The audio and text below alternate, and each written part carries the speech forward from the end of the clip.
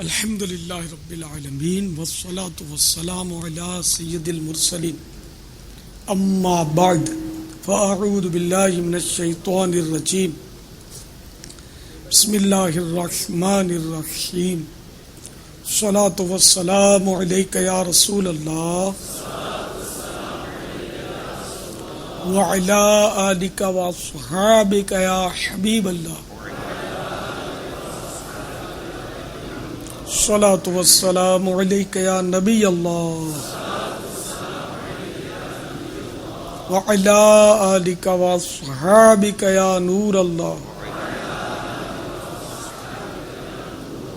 حضرت ابن ابی سلیمان رحمۃ اللہ تعالی علیہ فرماتے ہیں، میرے والد صاحب کو انتقال کے بعد میں نے خواب میں دیکھا تو اس سے سوال کیا ما فعل اللہ بک، تو انہوں نے بتایا کہ میں جب بھی حدیث شریف لکھتا تھا، سرکار کا اسم پاک لکھتا تھا تو صلی اللہ علیہ وسلم پورا لکھتا تھا، اس کی برکت سے اللہ تعالیٰ نے میری مغفرت فرما دی۔ اللہم صلی وسلم وبارک علی سیدنا ومولانا محمد النبی الامی الحبیب العالی القدر العظیم الجاہ وعلی آلہ وصحبہ وسلم۔ تو جب بھی میرے آقا صلی اللہ تعالی علیہ وسلم کا اسم پاک لکھیں تو صلی اللہ علیہ وسلم پورا لکھا کریں۔ آج کل صاد یا صلعم لکھنے کا رواج ہے، تو صلی اللہ علیہ وسلم کی بجائے صاد یا صلعم لکھنا یہ گناہ ہے، آپ یہ نہ لکھا کریں، پورا صلی اللہ علیہ وسلم لکھا کریں۔ اسی طرح رضی اللہ عنہ کی جگہ رے زواد، رحمت اللہ علیہ کی جگہ رے ہے، جل جلالہ کی جگہ جیم وہ بھی آدھا، اور علیہ السلام کی جگہ عین، یہ لکھنے کا جو رواج ہے اس کو بھی ختم کیجئے، بلکہ پورا رضی اللہ عنہ جل جلالہ وغیرہ لکھا کریں۔ اسی طرح جب سرکار کا اسم پاک لکھتے ہیں جیسے محمد الیاس تو لوگ لکھتے ہیں ایم الیاس، اچھا جو زیادہ سخی ہوتا ہے وہ ایم ڈی کر دیتا ہے، اچھا اور بھی زیادہ سخی ہوتا ہے تو ایم او ایچ ڈی۔ انہیں محمد لکھنے کے لیے آپ کو تکلیف ہوتی ہے، باقی سارے کے سارے صفحے گھسیٹ دیتے ہیں، پورے کے پورے اخبار سیاہ، پورے رسالے بھرے ہوئے، لیکن میرے آقا کے درود شریف کی باری آتی تو سواد لکھ کر گزر جاتے ہیں۔ تو یہ ظلم بھی بند ہونا چاہیے، اپنے حال پر ہمیں رحم کرنا چاہیے۔ ہم جب تک انہیں کہ درود شریف لکھیں گے حدیث شریف میں کہ سرکار فرماتے ہیں کہ جو کوئی مجھ پر لکھ کر درود بھیجے گا تو جب تک وہ درود لکھا رہے گا فرشتے اس لکھنے والے پر درود بھیجتے رہیں گے۔ تو سواد لکھنا عظیم محرومی ہے، اللہ تعالیٰ ہر اسلامی بھائی بہن کو اس محرومی سے بچائے۔ اللہم صلی وسلم وبارک علی سیدنا و مولانا محمد النبی الامی الحبیب العالی القدر العظیم الجاہ وعلی آلہ وصحبہ وسلم۔ صلاۃ و سلام علیک یا سیدی یا مکی یا مدنی یا عربی یا رسول اللہ صلی اللہ علیہ وسلم۔ حضرت علامہ جلال الدین سیوطی رحمۃ اللہ تعالی علیہ شرح الصدور میں ایک عجیب و غریب حکایت نقل کرتے ہیں۔ حضرت صدقہ بن یزید رحمۃ اللہ علیہ فرماتے ہیں کہ ملک طرابلس کے سفر پر تھا، ایک مقام پر میں جب پہنچا تو وہاں ٹیلے پر 3 قبریں میں نے دیکھی، ان تینوں قبروں پر 3 کتبے لکھے ہوئے تھے اور تینوں پر بڑا عبرت انگیز مضمون لکھا تھا۔ ایک قبر پر لکھا تھا کہ زندگی کا آرام وہ شخص کیسے پا سکتا ہے جسے یقین ہو کہ اس سے ذرے ذرے کا حساب لیا جائے گا اور اپنے عمل کا بدلہ پائے گا۔ دوسری قبر پر لکھا تھا زندگی کا آرام وہ شخص کیسے حاصل کر سکتا ہے جسے یقین ہو کہ اسے موت آئے گی، اس کا ملک اس سے چھین لیا جائے گا اور موت اسے قبر میں سلا دے گی۔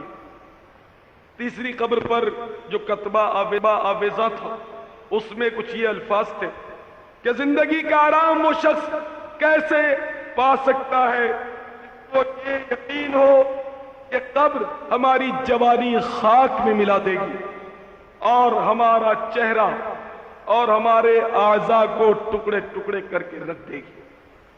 آپ فرماتے ہیں کہ یہ عجیب و غریب مضمون پڑھ کر مجھے تجسس ہوا کہ معلومات کروں کہ یہ قبریں ہیں کس۔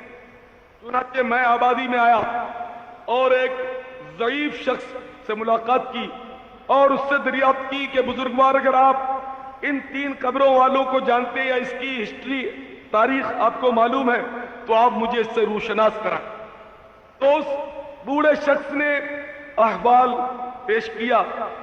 اس نے بتایا کہ یہ 3 بھائیوں کی قبر ہے، ان میں ایک غریب و نادار تھا، دوسرا بادشاہ کا سپہ سالار تھا اور تیسرا سرمایہ دار تھا۔ جب اس غریب و نادار کی موت کا وقت آیا تو اس کے دونوں بھائی اس کے پاس جمع ہوئے اور اس سے وصیت کا مطالبہ کیا۔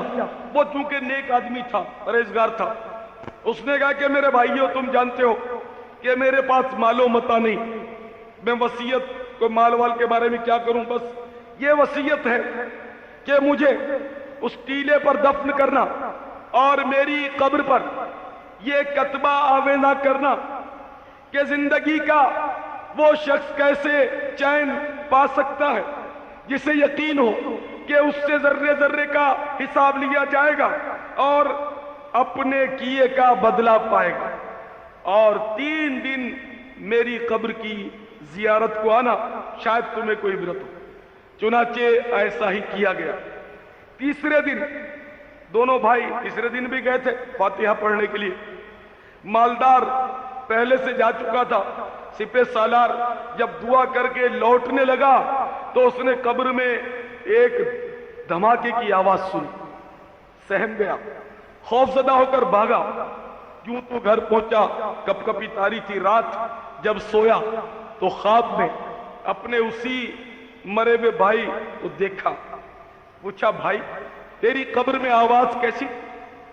تو بھائی نے بتایا کہ بھیا ایک بار ایک مظلوم نے مجھ سے فریاد کی تھی، میں اس کی مدد کرنے کی طاقت رکھنے کے باوجود اس کی مدد کرنے سے قاصر رہا تھا، جس پر فرشتوں نے مجھے ایک ہتھوڑا مار دیا اور جو آواز سنی وہ اسی ہتھوڑے کی تھی۔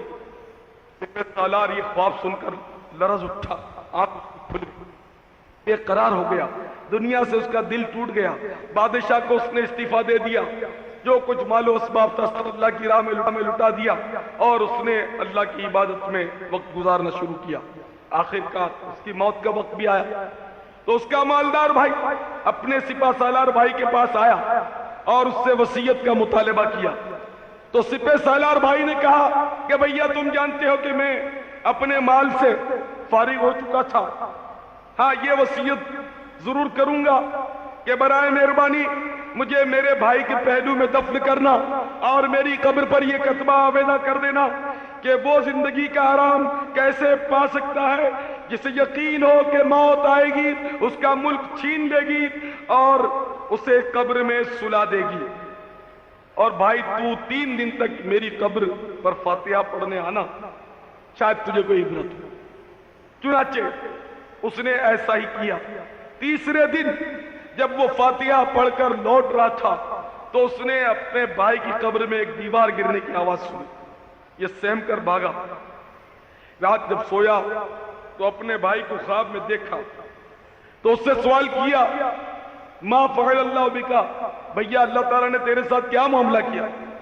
تو اس نے بتایا کہ بھائی اللہ کا شکر ہے کہ چونکہ میں اپنے گناہوں سے توبہ کر چکا تھا، اللہ تعالیٰ نے میری توبہ قبول کر لی، میرے گناہ بخش دیے۔ پھر اپنے بھائی کے بارے میں پوچھا کہ وہ جو ہمارا نادار بھائی تھا اس کا کیا ہوا؟ تو اس نے کہا کہ وہ بھائی بھی اب نیکوں میں سے ہے اور اللہ تعالیٰ نے اس کو بھی بلند درجے عطا فرمائے۔ تو مالدار بھائی نے سپہ سالار بھائی سے پوچھا کہ میرا کیا بنے گا؟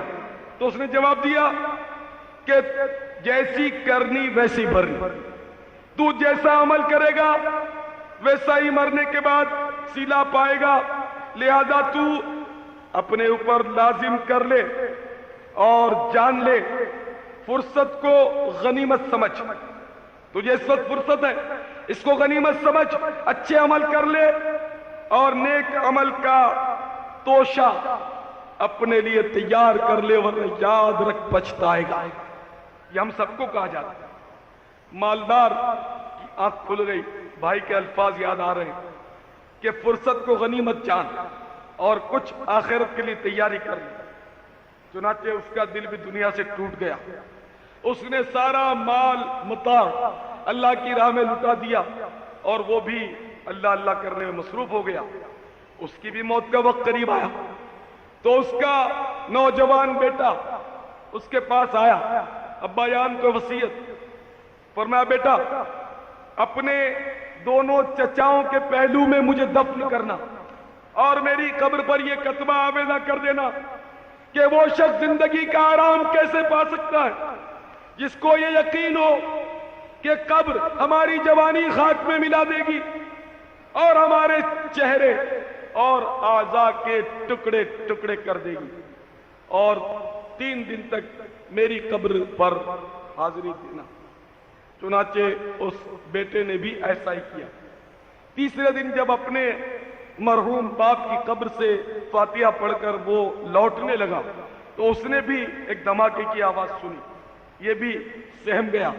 رات جب سویا تو اس کا باپ اس کے خواب میں آیا اور کہنے لگا، بیٹا تو بھی جلد ہی ہماری طرف آئے گا، اپنا سامان جلدی درست کر لے اور اگلے گھر کی تیاری کر، اور دنیا دار بے وقوفوں کی طرح غفلت نہ کر، ورنہ موت کے وقت تجھے افسوس ہوگا اور ندامت ہوگی، مرنے وقت تو شرمندہ ہوگا۔ جلدی کر جلدی کر جلدی کر۔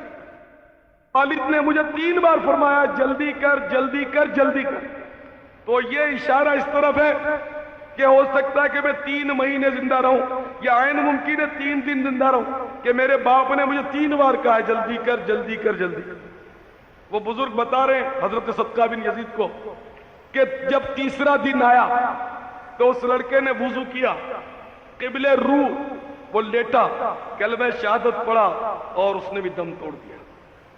میرے پیارے اسلامی بھائیوں، آپ دیکھیں اس حکایت کی ہر عبارت اپنے اندر عبرت لیے ہوئے، ہر سطر ہمیں پکار پکار کر کہہ رہی ہے کہ وہ شخص زندگی کا سکون کیسے حاصل کر سکتا ہے جسے یہ یقین ہو کہ موت آئے گی، اس کا ملک چھین لے گی، اس کے کوٹھی بنگلے چھین لے گی، اس کا سارا کاروبار چھین لے گی، اس کی جوانی کو خاک میں ملا دے گی، ڈھل جائے گی یہ جوانی جس پہ تجھ کو ناز ہے، ڈھل جائے گی یہ جوانی جس پہ تجھ کو ناز ہے، تو بجا لے چاہے جتنا، 4 دن کا ساز ہے۔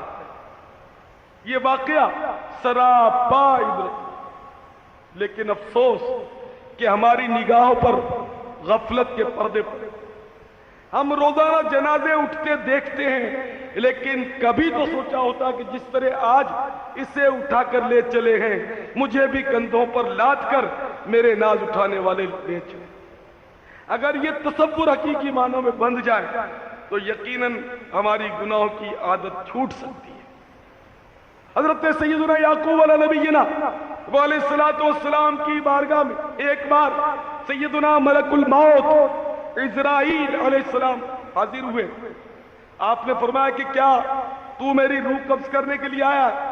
کہا کہ نہیں۔ تو پھر جب روح قبض کرنے آئے تو ذرا پہلے اپنے قاصد میری طرف بھیج دینا۔ بہت اچھا۔ پھر جب حضرت یعقوب علیہ السلام کا وقت پورا ہوا تو ملک الموت آپ کی خدمت بابرکت میں حاضر ہوئے روح قبض کرنے کے لیے۔ تو آپ نے فرمایا ملک الموت تم نے مجھ سے وعدہ نہیں کیا تھا کہ میں اپنے قاصد آپ کی طرف روانہ کروں گا، تو آپ نے قاصد کیوں نہیں بھیجے؟ تو ملک الموت علیہ السلام کہنے لگے کہ علی جا، کالے بال کے بعد سفید بال کا آنا، چستی بدن کی چستی کے بعد بدن میں سستی طاری ہو جانا، بڑھاپے کی سستی، اور سیدھی کمر کے بعد کمر کا خم ہو جانا، یہی میرے قاصد ہیں جو موت سے پہلے میں روانہ کرتا ہوں۔ تو اس میں ہمارے بزرگوں کے لیے عبرت ہے، ان بوڑھے بزرگوں کے لیے جن کی عمریں کافی گزر گئی، ان کے لیے یہ قاصد ہے کہ ان کے سفید بال ہو گئے، ان کے جسم میں اب وہ جوانی والی پھرتی نہیں، اور کمر بھی اب جھکی جا رہی۔ اب وہ کم از کم باز آئے. اور یہ نہ سوچیں کہ نوجوان نہیں مرے گا اس لیے بوڑھا ہو جب وہی عبادت کرے. نہیں نہیں, آپ کتنے نوجوانوں کو دیکھتے ہیں کہ جو مطلب ہے کہ خاک و خون میں تڑپتے ہوتے ہیں, ابھی روڈوں پر گزرتے گزرتے کئی گاڑیاں روز کتنے نوجوانوں کو کچل دیتی, کتنے گھروں کے چراغ بجھا دیتی. حضرت سیدنا وہب بن منبہ رضی اللہ تعالیٰ عنہ فرماتے ہیں, یہ جو میں روایت عرض کر رہا ہوں بڑے غور سے سنیے, بڑے غور سے سنیے. حضرت سیدنا وہب رضی اللہ تعالیٰ عنہ ارشاد فرماتے ہیں کہ چوتھے آسمان سے ایک فرشتہ روزانہ ندا کرتا ہے کہ اے 40 برس والو, تمہاری کھیتی پک چکی ہے اور کٹائی کا وقت قریب آ گیا. اے 50 برس والو, تم نے آگے کیا بھیجا ہے, اور اے 60 برس والو, اب تو تمہارا کوئی عذر بھی نہیں, جوانی بھی گزار چکی, ساری جو مطلب ہے کہ وہ جو بھی رنگ رلیاں منانا تھا وہ بنا لیا. اب 60 برس والوں کے لیے کیا عذر ہے, اب وہ کیا چاہتے. پھر وہ فرشتہ کہہ رہا ہے, وہ فرشتہ کہتا ہے کہ کاش انسان پیدا ہی نہ ہوتا. جب وہ پیدا ہو گیا تو کاش وہ اپنی پیدائش کا مقصد سمجھ پاتا کہ وہ کیوں پیدا کیا گیا, کیوں بھیجا گیا. قیامت آنے والی ہے اور اس کے لیے جلدی تیاری کر. اس طرح وہ فرشتہ روز ہمیں ندا دیتا ہے. حضرت سیدنا ابو ہریرہ رضی اللہ تعالیٰ عنہ فرماتے ہیں کہ ہم لوگ ایک بار سرکار مدنی تاجدار صلی اللہ تعالیٰ علیہ وسلم کے ہمراہ قبرستان گئے کسی کے جنازے کے ساتھ. میرے آقا صلی اللہ تعالیٰ علیہ وسلم ایک قبر کے پاس قیام فرما ہوئے اور آپ نے ارشاد فرمایا کہ کوئی دن قبر پر ایسا نہیں گزرتا کہ یہ قبر پکار پکار کر کہتی ہے کہ اے انسان تو مجھے بھول گیا, یاد رکھ میں تنہائی کا کروں, میں اجنبیت کا کروں, میں وحشت کا کروں, میں کیڑوں مکوڑوں کا کروں, میں نہایتی تنگی کا کروں, مگر اس کے لیے جس پر اللہ عز و جل مجھے وسیع کر دے. بعدہ فرمایا کہ قبر کسی کے لیے جنت کا باغ ہے, کسی کے لیے جہنم کا گڑھا. میرے بھائیوں, کس قدر عبرت. ہمیں بار بار ہمارے پیارے سرکار, میٹھے سرکار, مدنی سرکار صلی اللہ تعالی علیہ وسلم خبردار کرتے رہے. افسوس کہ ہم نے موت کو بلا دیا. ہماری زندگی, ہماری آسائشیں اور عیش و تعیش کے سامان, ہمارے بلند و بالا کوٹھیاں اور مکانات کیا اس بات کا پتہ نہیں دے رہے کہ ہم یہ سمجھ بیٹھے ہیں کہ اس دنیا میں ہمیں ہمیشہ رہنا ہے. میرے پیارے اسلامی بھائیوں, اگر کبھی ممکن ہو تو قبرستان جاؤ اور اکیلے جاؤ, آنکھیں بند کر کے ذرا غور کرو اور ماضی میں چلے جاؤ, ماضی کی بالکونی سے جھانک کر ان اپنے عزیزوں کو تلاش کرو. وہ ہنستے اور مسکراتے چہرے یاد کرو کہ جو آج خاک میں مل گئے. وہ تتلی تتلی زبان میں چہکنے والے بچوں کو یاد کرو کہ موت نے جن کی زبان ہمیشہ کے لیے خاموش. ان بڑے بڑے پہلوانوں کو یاد کرو کہ ان میں کوئی رستم زماں تھا, کوئی کچھ تھا, کوئی کچھ تھا.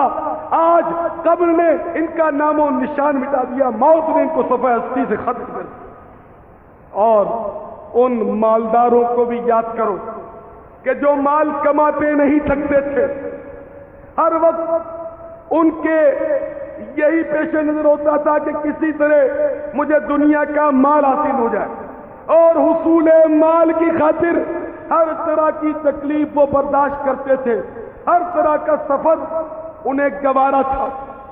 وہ اپنا وطن چھوڑنے پر بھی راضی رہتے تھے اور دنیا کے کونے کونے میں مارے مارے پھرتے تھے. سمندروں کے سمندر وہ عبور کر جاتے تھے کہ کسی طرح کہیں سے مجھے مال مل جائے اور میرے مال میں کثرت ہو جائے. اگرچہ قرآن نے بار بار متنبہ کیا, الہاکم التکاثر حتی زرتم المقابر, کثرت مال کی خواہش نے تمہیں ہلاک کر دیا, تمہیں تباہ و برباد کر دیا, یہاں تک کہ تم نے قبروں کا منہ دیکھ لیا. لیکن اس تنبیہ کا ان پر کوئی اثر نہیں ہوا. وہ جمع مال کے لیے وقت ہوتے, ان کے کثرت مال کی وجہ سے لوگ ان سے حسد کرتے تھے, لیکن انہیں اس کا کوئی غم نہیں تھا. وہ بالکل مال پر قربان ہوئے جا رہے تھے اور مال کی وجہ سے لوگ ان کی عزت بھی کرتے تھے. ان کو سیٹھ صاحب کہہ کر خیر مقدم بھی کیا جاتا تھا اور مال کی وجہ سے وہ گناہ کی کثرت میں بھی مبتلا تھے. غریب کے گھر ٹی وی نہیں ہوتا تو مالدار کے گھر رنگین ٹی وی وی سی آر یہ سب ہوتا عموماً. تو وہ مال کی وجہ سے گناہ میں مبتلا ہوتے تھے. راہ مال میں ہر قسم کی تکالیف وہ خندہ پیشانی سے گوارا کر لیتے تھے. لیکن جب پیغام اجل آیا، جب موت آئی، تو کچھ یوں ہوا کہ سیٹھ جی کو فکر تھی ایک ایک کے 10 کیجئے. سیٹھ جی کو فکر تھی ایک ایک کے 10 کیجئے. موت آ پہنچی کہ حضرت جان واپس کیجئے. موت آ پہنچی کہ سیٹھ جی جان واپس کیجئے. اور کوہرام پڑ گیا. لوگ جمع ہو گئے، ڈھیروں ڈھیر لوگ جمع ہو گئے. لیکن مفاد پرست اگر پکار تھے پھر تو لوگوں کی عقیدت ان سے وابستہ تھی. اگر دنیا دار تھے تو لوگ رسمی طور پر جنازے میں شریک ہو گئے، قبرستان تک بھی چلے آئے، گھر والوں میں بھی تعزیت کر دی، اخبارات میں بھی تعزیتی بیان چھپ گئے، سب نے اپنے اپنے ناموں کا چرچا کیا. لیکن ذرا ان سیٹھ صاحب سے، ان مالداروں سے قبرستان میں جا کر کوئی پوچھے کہ اے مالداروں تمہیں تمہارے مال نے کیا نفع پہنچایا. اور غریبوں کی قبروں میں بھی آواز دے کر کوئی پوچھے کہ اے غریبوں تمہاری غربت نے تمہیں کیا نقصان پہنچایا.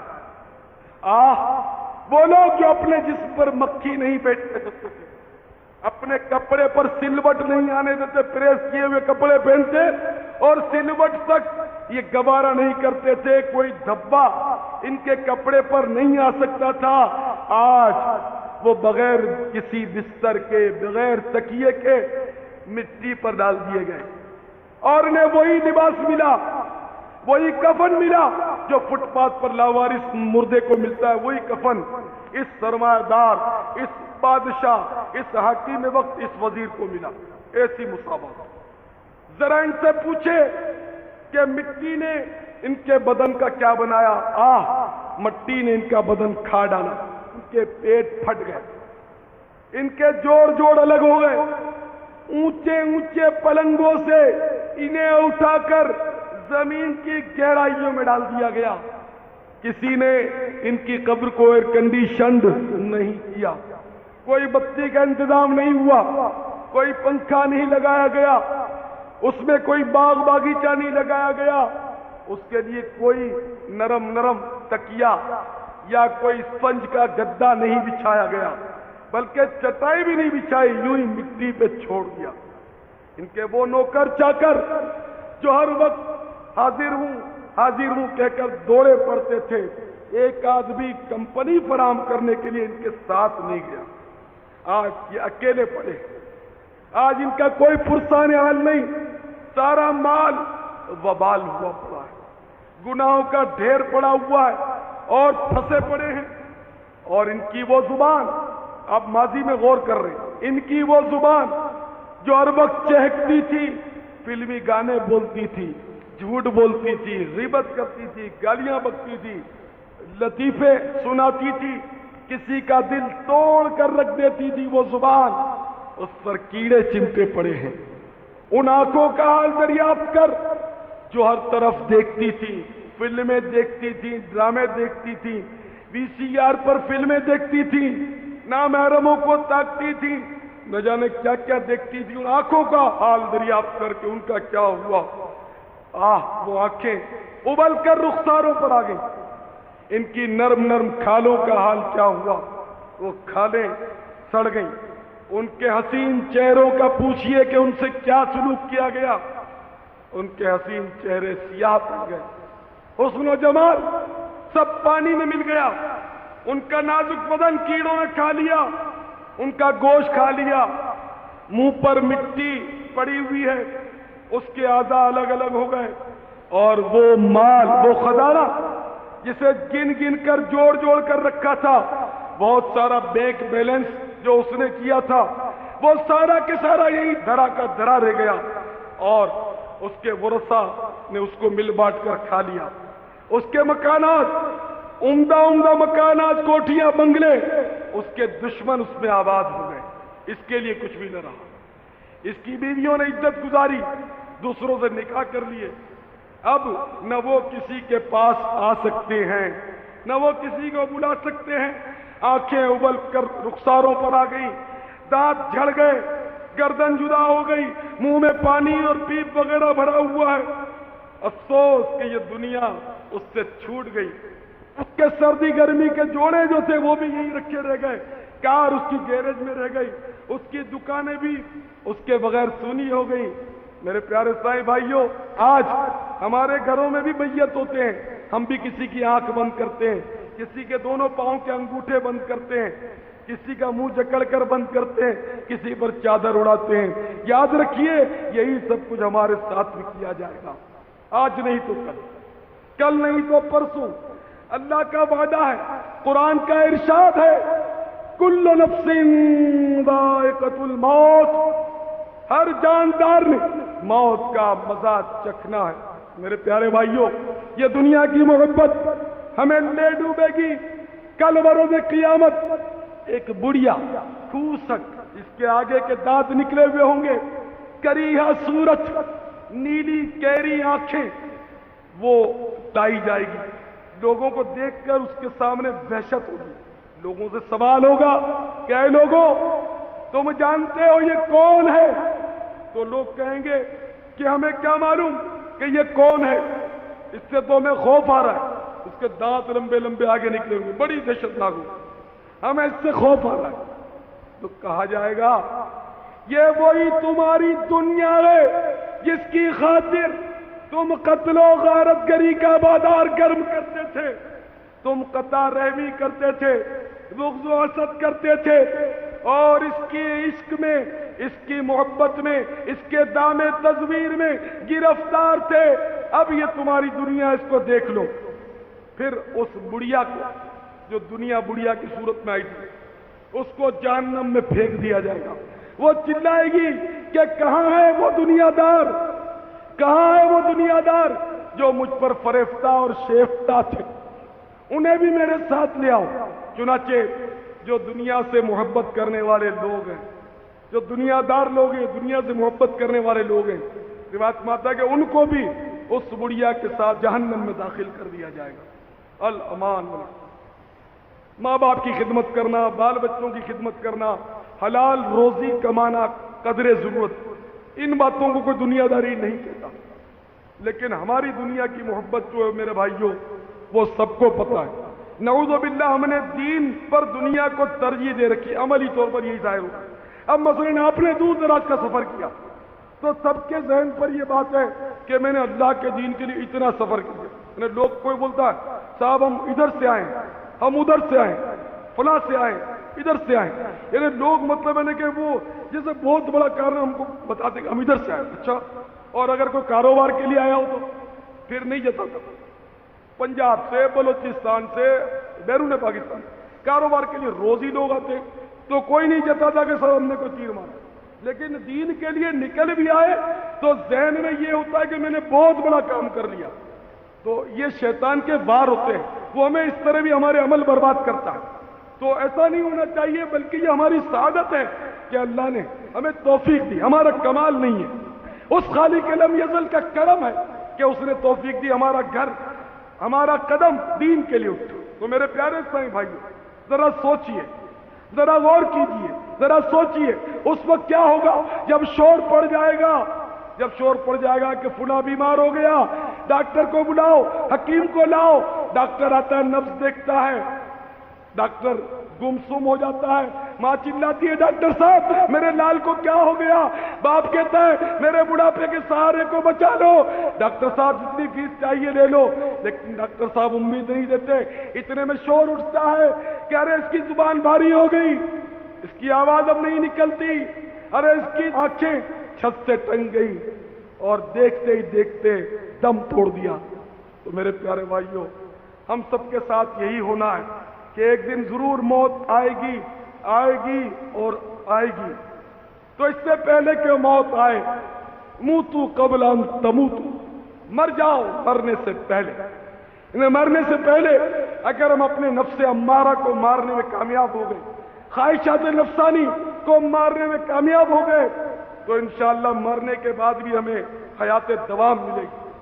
اور اگر خدا نہ خواستہ ہم نے اپنی زندگی دنیا کی محبت میں گزاری تو پھر بڑا مشکل ہو جائے گا۔ اللہ تعالی ہمارے حال زار پر رحم فرمائے۔